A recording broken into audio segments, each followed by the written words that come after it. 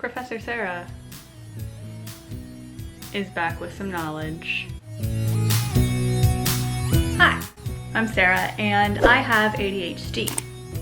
That's how I start most of my videos. But what is ADHD? ADHD, or Attention Deficit Hyperactivity Disorder, is a neurodevelopmental disorder, which means that it's a disorder that affects how your brain grows and develops. The symptoms of ADHD can primarily fall into one of two categories. Those two categories are inattention and hyperactivity or impulsivity. ADHD impacts the part of the brain that helps us plan, organize, prioritize tasks, remember things, focus, and manage our time. There is also evidence that ADHD affects the regulation of emotions, though that symptom is currently not officially recognized. You may notice that I don't refer to ADD in my videos, and that is because ADD, Attention Deficit Disorder, is not a recognized medical term and is considered outdated. ADD does not appear in the DSM-5, or the Diagnostic and Statistical Manual for Mental Disorders, which is essentially the standard medical reference for mental disorders.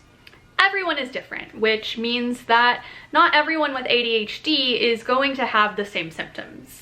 There are three presentations or types of ADHD that are recognized. There is primarily inattentive, which was formerly known as ADD, primarily hyperactive, and then there is the combination type, which is what I was diagnosed with. What causes ADHD? Well, they don't really know. There is significant evidence that ADHD is genetic and can be inherited, and there are probably some environmental factors that can impact it as well, but they don't know what causes it. Isn't ADHD kind of like a newfangled disease?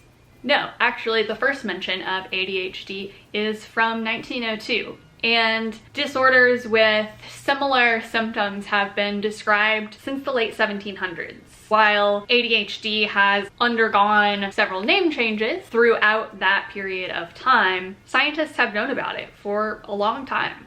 In 1980, an earlier edition of the DSM first used the term ADD, Attention Deficit Disorder, and you could have ADD with or without hyperactivity. The acronym ADHD first appeared in 1987. The language that we now use surrounding ADHD and the three presentations first appeared in the DSM-5, which was published in 2013. The DSM-5 also includes diagnostic criteria, and the condition can be described as mild, moderate, or severe.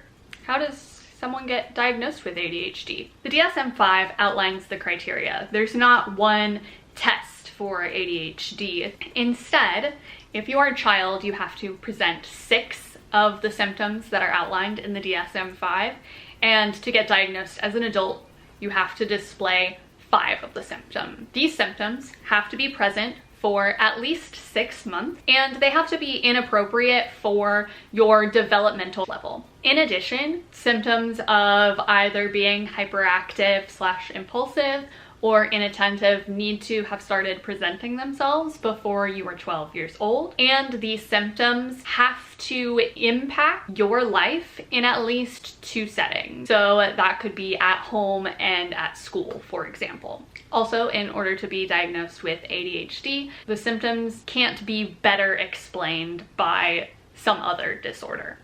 ADHD is constantly being studied, and the criteria for diagnosis have changed a lot over the years, and they're still changing as scientists and medical professionals learn more about the disorder. Well, there you have it. That is a non-medical professional's definition of ADHD. I hope this video was informative, and if you would like to see more ADHD content, both informative and more personal, then you should go ahead and click that subscribe button. You should give me a follow on Instagram because I'm trying to be more active with that account.